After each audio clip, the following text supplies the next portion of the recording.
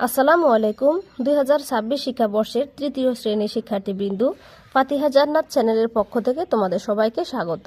আজকে আমরা পড়ব হচ্ছে তোমাদের বাংলা পাঠ্য বইয়ের পাঠ নং 7, ঘাস ফড়িং আর পিঁপড়ার গল্প। তো শিক্ষার্থী বন্ধুরা, অনুশীলনীর সমস্যা সরাসরি গাইড থেকে দেখিয়ে দিব।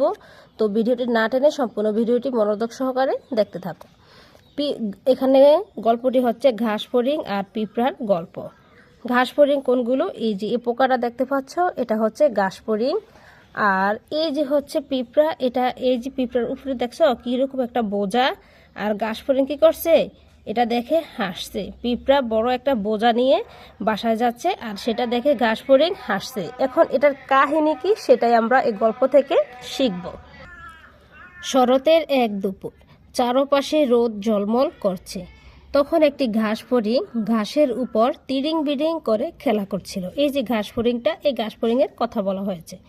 ঘাস ফড়িংটি দেখতে পেল একটি পিঁপড়া রোদের মধ্যে বড় একটা বোঝা টেনে নিয়ে যাচ্ছে।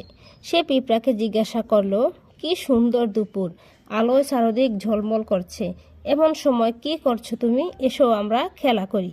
পিঁপড়া বলল, না ভাই, আমার অনেক কাজ। ঘাস ফড়িং বলল, কি কাজ তোমার? পিঁপড়া বলল,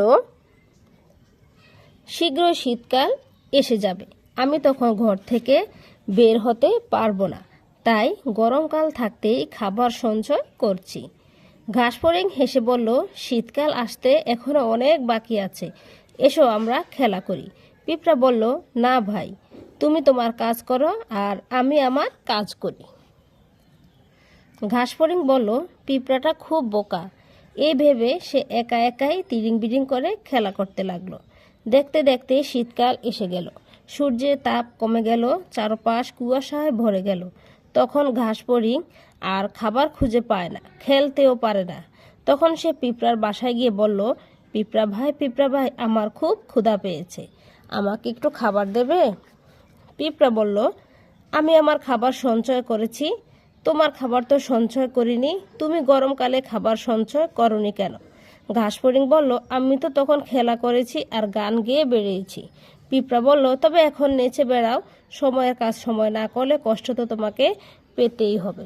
তাহলে কি বুঝলাম আমরা গল্পটি থেকে? আমরা গল্পটি থেকে বুঝলাম যে সময়ের কাজ সময়ে করতে হবে। যেমন এখন জানুয়ারি মাস, এই জানুয়ারি মাসে যদি তোমরা মনোযোগ সহকারে লেখাপড়া না করো, তাহলে পরবর্তীতে তোমাদের পড়ার চাপ অনেক বেশি বেড়ে যাবে, তখন তোমরা আর পড়ালেখা শেষ করতে পারবে না। তাই কি করতে হবে? এখন থেকে তোমরা রীতিমতো দিনের পর দিন কমপ্লিট করে ফেলবে, ঠিক আছে? তারপর হচ্ছে শব্দ শিখি। শরৎকাল, ভাদ্র ও আশ্বিন মাস মিলে যে ঋতু।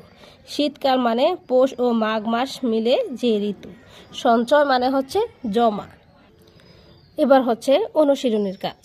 একে আছে যুক্ত বর্ণ ভেঙে লিখি ও একটি করে নতুন শব্দ বানাই। এখানে কি যুক্ত বর্ণ দেওয়া আছে? জিজ্ঞাসা।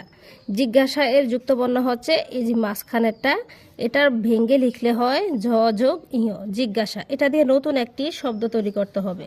কি শব্দ করে করা যায়? যেমন বিজ্ঞান।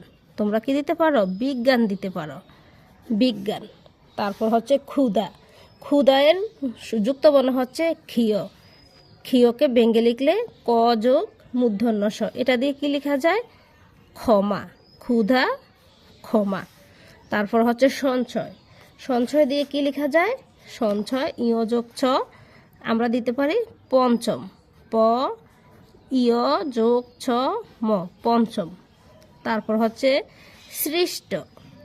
কষ্ট, কষ্ট থেকে হয় সৃষ্ট, সৃষ্ট বা সৃষ্টি। তারপর হচ্ছে বাক্যগুলো এলোমেলোভাবে দেওয়া আছে, সাজিয়ে লিখি। কি দেওয়া আছে? সূর্যের তাপ কমে গেল, খেলতেও পারে না, ঘাস ফড়িং আর খাবার খুঁজে পায় না, চারপাশ কুয়াশায় ভরে গেল, দেখতে দেখতে শীতকাল এসে গেল। এটা যদি আমরা গুছিয়ে লিখি তাহলে কি হবে? প্রথমে হবে দেখতে দেখতে শীতকাল এসে গেল, সূর্যের তাপ কমে গেল, তারপর হচ্ছে চারপাশ কুয়াশায় ভরে গেল, ঘাস ফড়িং আর খাবার খুঁজে পায় না, খেলতেও পারে না। তারপর 3 আছে উত্তর বলি ও লিখি। পিঁপড়া রোদের মধ্যে কি করছিল? ঘাস ফড়িং কি করছিল? ঘাস ফড়িং কেন পিঁপড়ার বাসায় গেল? কে বোকা, পিঁপড়া নাকি ঘাস ফড়িং? তো শিক্ষার্থী বন্ধুরা, তোমাদের সুবিধার্থে আমি সরাসরি গাইড থেকে প্রশ্ন উত্তরগুলো দেখিয়ে দিই, যেন তোমরা বানান সহ সুন্দর করে সবাই শিখে নিতে পারো। এই যে দেখো, পিঁপড়া রোদের মধ্যে কি করছিল? পিঁপড়া রোদের মধ্যে বড় একটা বোঝা টেনে নিয়ে যাচ্ছিল। ঘাস ফড়িং কি করছিল? ঘাস ফড়িং ঘাসের উপর তিরিং বিরিং করে খেলা করছিল। ঘাস ফড়িং কেন পিঁপড়ার বাসায় গেল? ঘাস ফড়িং খাবার ছাওয়ার জন্য পিঁপড়ার বাসায় গেল। কে বোকা, পিঁপড়া নাকি ঘাস ফড়িং? বোকা হলো ঘাস ফড়িং, কারণ সে ভবিষ্যতের জন্য খাদ্য সঞ্চয় না করে অলস সময় কাটিয়েছে। তো শিক্ষার্থী বন্ধুরা, আজকে পর্যন্তই। ভালো থাকবে সবাই। আল্লাহ হাফেজ।